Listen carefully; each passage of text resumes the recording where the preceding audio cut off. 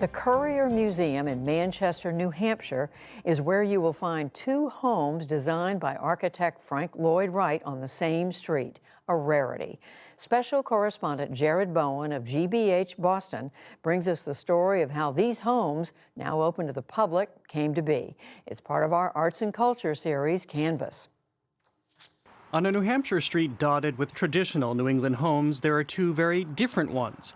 Built more than 60 years ago, when the neighbors cried, "There goes the neighborhood," at least it was going to architect Frank Lloyd Wright. There was quite a stir at the beginning. They referred to it pejoratively as the chicken coop, but today they've embraced it.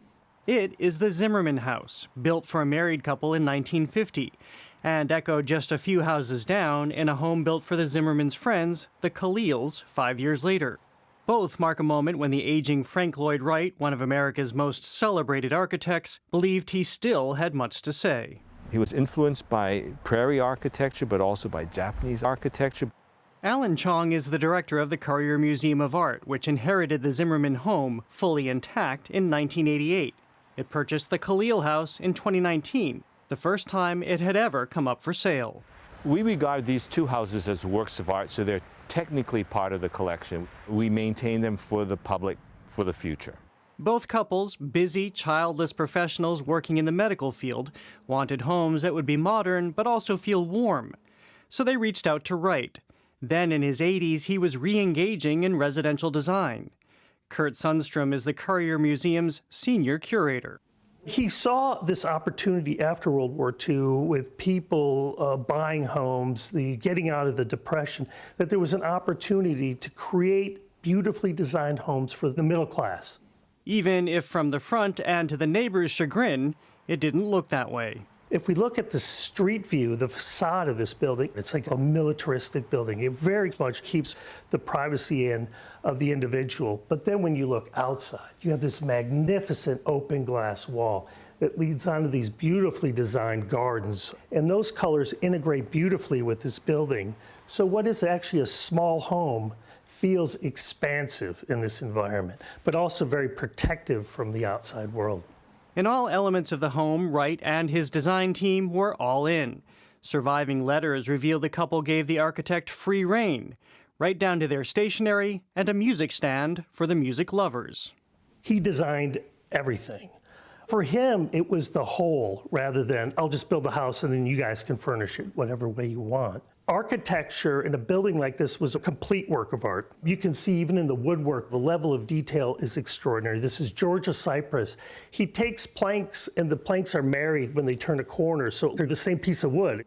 Wright designed both the Zimmerman and Khalil homes while also working on the Guggenheim Museum in New York City. All three projects are similar in that they adhere to his philosophy of organic architecture. These houses are of the earth. The house almost seems to rise out of the landscape. And you'll see in both houses, certain areas of the house go below grade. So that integration right into the landscape is essential for these homes. The houses were also studies in simplicity, or at least they were supposed to be.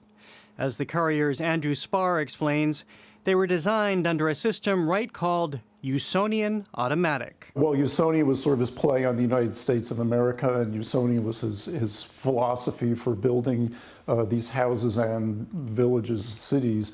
And automatic was intended to imply that the owner could construct the house. By way of a builder's roadmap, not unlike Legos. There are approximately 12 or 13 different distinct blocks that were designed to construct this house. There were only 7 of these houses built ultimately, and the owner or the contractor would construct molds and would then cast these concrete molds to make the blocks.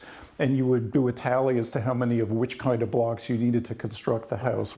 To be clear, both the Zimmermans and the Khalils hired builders, and for the subsequent decades they lived in their homes. The couples kept them just as both they and the architect wished, so that 2 of Frank Lloyd Wright's final projects could also be lasting ones. Their home, they recognized they were only temporary owners and that it needed to be passed on.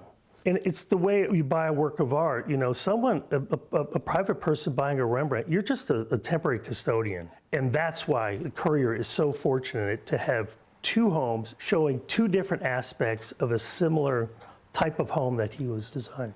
For the PBS NewsHour, I'm Jared Bowen in Manchester, New Hampshire.